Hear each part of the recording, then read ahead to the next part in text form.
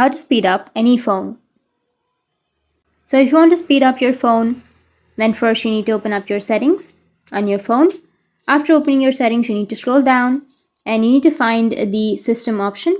Under system, you may have build number, but if you don't have it under your system, you can go with about phone and scroll down, tap on software information, and here you will have the build number. You can tap on the build number for 7 to 8 times, and once you tap on it, your developer mode will be turned on.